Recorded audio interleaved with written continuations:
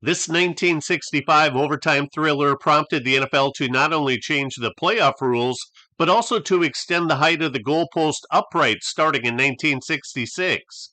Colts quarterback John Unitas was first-team All-Pro in 1965, but he had an injured knee and did not play. Don Shula had a big problem because backup quarterback Gary Coazzo was injured and couldn't play either. So he turned the keys over to halfback Tom Maddy, who only completed one of 7 passes during the regular season with 1 interception and 1 sack. Both teams had 10-3-1 records, and this game was the NFL's tie-breaking criteria as to which team would play the Eastern Conference winning Cleveland Browns for the NFL title the following week. Bart Starr only played 1 play at quarterback due to an injury. This was a very hard-hitting game. Quarterback Bart Starr was the Packers' 17th round draft pick in 1956. The Packers drafted 30 players that year. Lou Michaels kicked off, and he doubled as the Colts' left defensive end. Michaels had 7.5 sacks in 1965. Kickoff returner Tom Moore played halfback and was in his 6th season with Green Bay. This game started off with a bang. Number 88, tight end Bill Anderson, was jolted by Lenny Lyles, and linebacker Don Shinnick ran it in for a quick score that shocked the Packers and their fans.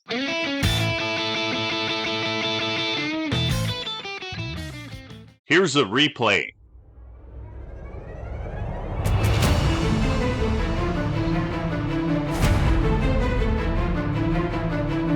Watch number 46, Jim Welch, hammer Bart Starr. It knocked him out of the game except for extra point and field goal attempts. By the way, what are those piles of hay and dirt doing on the field? Didn't have enough time to get them off the field, I guess. Dick Shinnick's 37 career interceptions as a linebacker is a record that has stood since 1969, which is amazing since he played in 4 12-game seasons and 9 14-game seasons. Records that have stood even longer are Dick Night Train Lane's 14 interceptions in 1952 and Norm Van Brocklin's 554 passing yards in a single game during the 1951 season. Can you think of any others? If so, please comment. Quarterback Zeke Bratkowski was 34 years old, and he was the quintessential backup, as he only started 44 games in 14 NFL seasons. In 1965's regular season, he only completed 43.8% of his 48 pass attempts, which is 7.5% less than his career average. Despite only weighing 211 pounds, tight end Bill Anderson played 8 NFL seasons. Check out this terrific blocking by number 64 Jerry Kramer and number 75 Forrest Gregg. Both of them are Hall of Famers. Number 40 left cornerback Bobby Boyd made a fine tackle on Paul Hornung. Boyd made first-team All-Pro in 1965, just like he did in 1964. On 3rd and 3 on the Colts' 43-yard line, Jim Taylor ran 1 yard shy of the first down marker.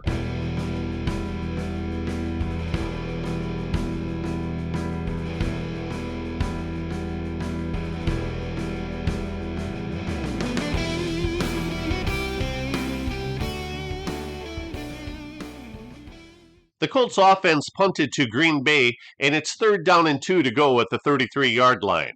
Check out number 76, left tackle Bob Skorinski, and number 5, Paul Hornung's blocks. The Packers ran very basic plays, but they executed them extremely well. Number 43, Lenny Lyles fought off this Hornung block, however, and dropped Jim Taylor for a 5-yard loss.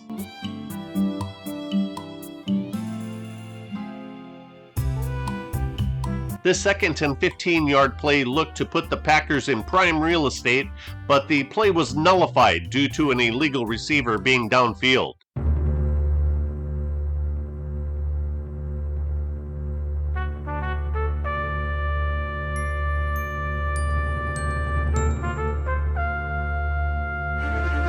Boyd Dowler broke open and gained 12 yards on a 2nd down and 30 yards to go play.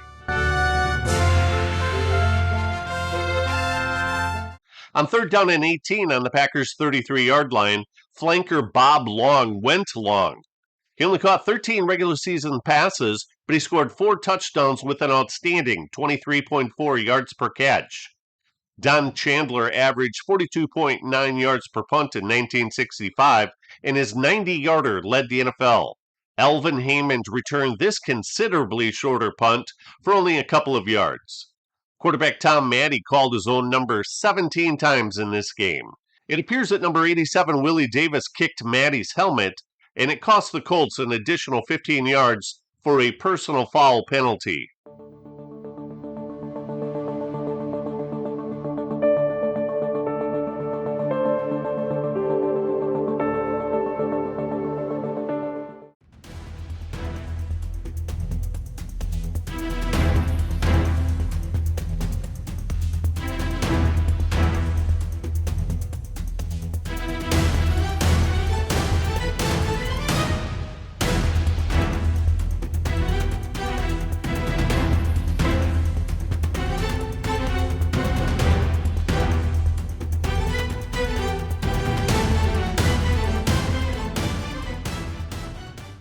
It's 2nd and 5 on the 24, and Hill banged out 4 more yards. On 3rd and 1, Lenny Moore hit the hole on a quick opener, and number 24 Willie Wood threw his shoulder into his thighs to bring him down.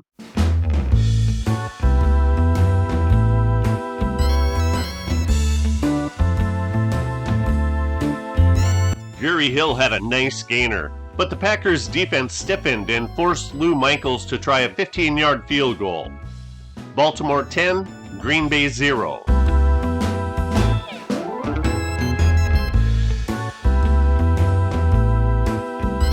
Flanker Carroll Dale's first year with the Packers was 1965, and he gained 12 yards on this catch.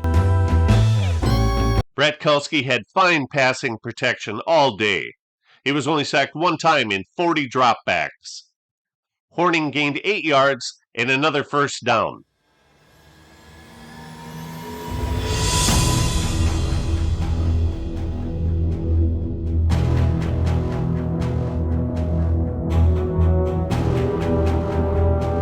Bill Anderson had 8 regular season catches and 8 catches in this game, although I don't think that he got his second foot down in bounds on this one.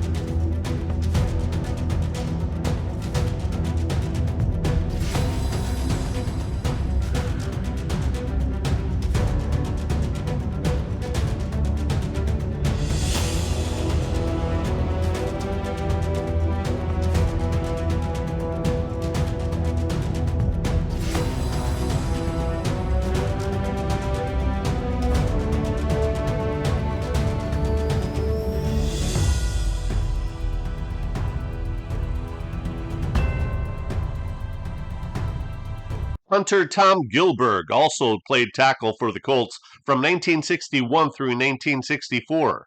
He punted 8 times in this game, but wasn't able to get one off here due to a high snap. Here's another pass interference penalty. I'm not sure why this wasn't called a touchdown unless the official determined that the ball touched the ground and Dale therefore did not catch it. What do you think?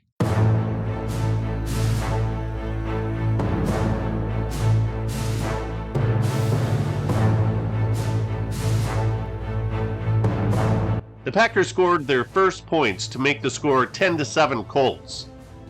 The Colts punted again, and Bratkowski threw again for a 19-yard pickup to Horning.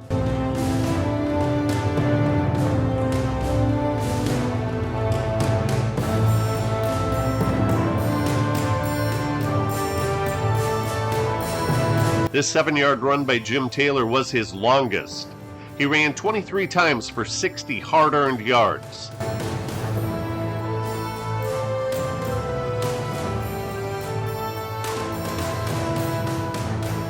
At the Packers' 46-yard line, Bratkowski lost his composure and threw one up for grabs. Bobby Boyd easily picked off this wounded duck, but the Colts couldn't do anything offensively again. Not having a legitimate quarterback really hurt the Colts. Future Hall of Fame split end Raymond Berry was shut out in this game. He made second-team All-Pro in 1965. Future Hall of Fame tight end John Mackey also made second-team All-Pro in 1965, but he only caught 3 passes for 25 yards. During the regular season, he averaged 20.4 yards per catch. Also, future Hall of Fame halfback Lenny Moore was shut down. He only had 2 catches for 15 yards. Over his 12-year career, he averaged an incredible 16.6 yards per reception. The Colts only had 9 first downs and 32 net passing yards. The Colts only passed 12 times versus 47 rushes for a very low 3.04 yards per carry. At the Baltimore 43, Bratkowski dodged a jailbreak of Colts blitzing linebackers and defensive backs to hit Horning for a 10-yard gain and a first down.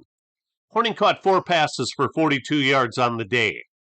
With 13 and a half minutes remaining in the game, Horning picked up 8 yards for his longest run. He finished with 33 rushing yards on 10 carries. Number 53 middle linebacker Dennis Gaubatz blitzed on this play, but was belted by number 57 center Ken Bowman. Lou Michaels partially deflected the pass, and it was picked off by Jerry Logan. He made the All-Star team and returned 2 interceptions for touchdowns in 1965. 3rd down and 9 at the 21. Matty hit Mackey for 16 yards. However, that promising play was followed by more inept offensive play, so the Colts punted, and Elijah Pitts wiggled for a 10-yard return.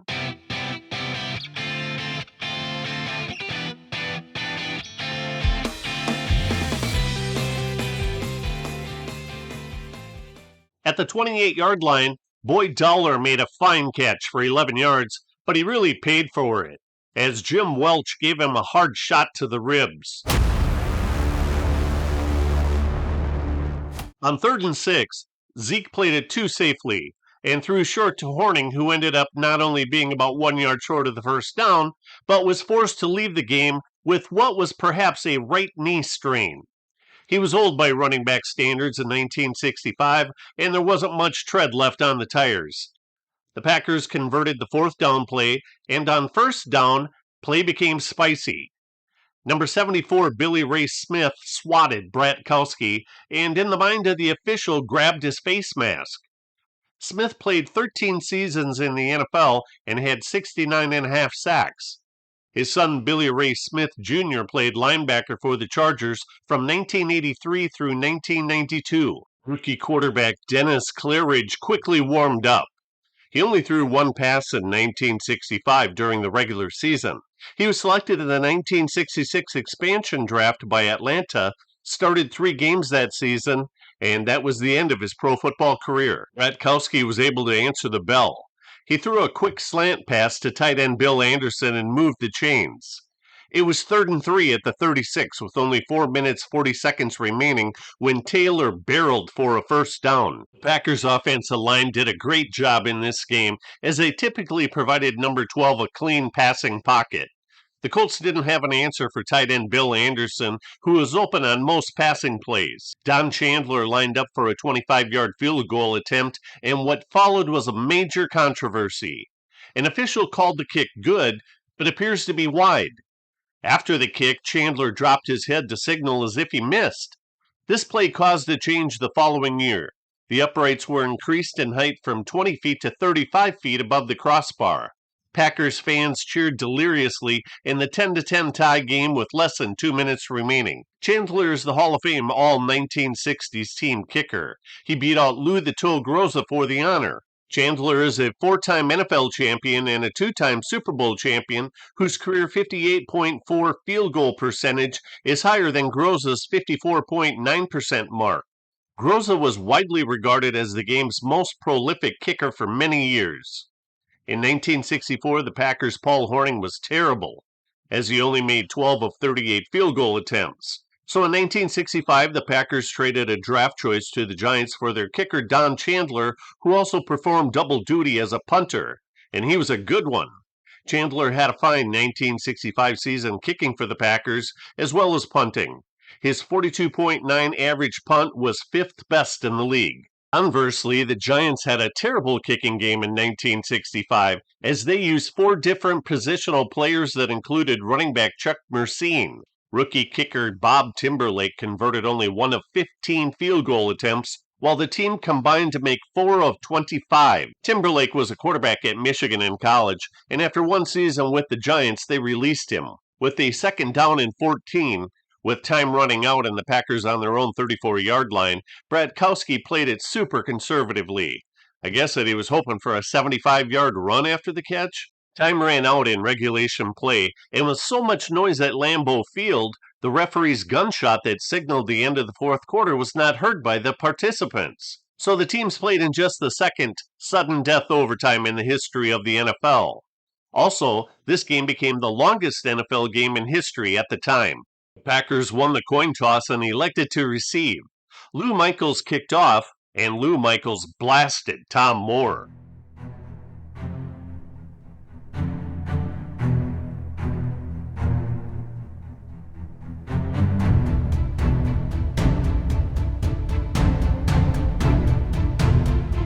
Yet another middle linebacker blitz is picked up and blocked magnificently by center Ken Bowman.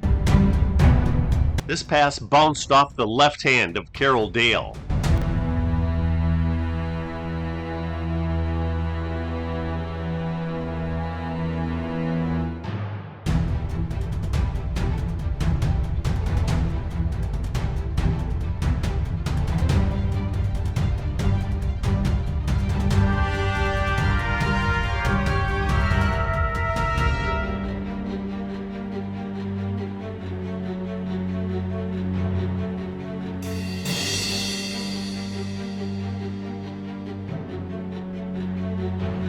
The Colts used 6 minutes on the clock in overtime, and from 47 yards out, Lou Michaels attempted to win the game.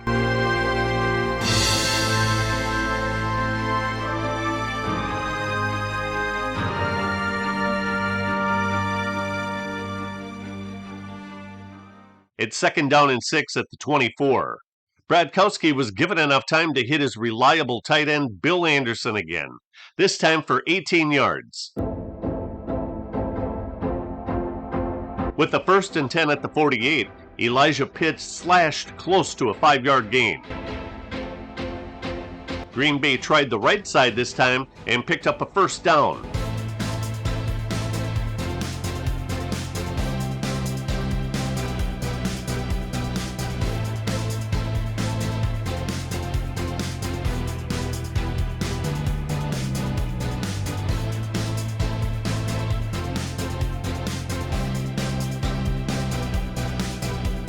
Eleven and a half minutes were played in overtime, and Packers head coach Vince Lombardi looked intently as his team had a 4th down and 2 yards to go on the Colts' 18-yard line. Kicker Don Chandler stepped onto the field to attempt a 25-yard field goal.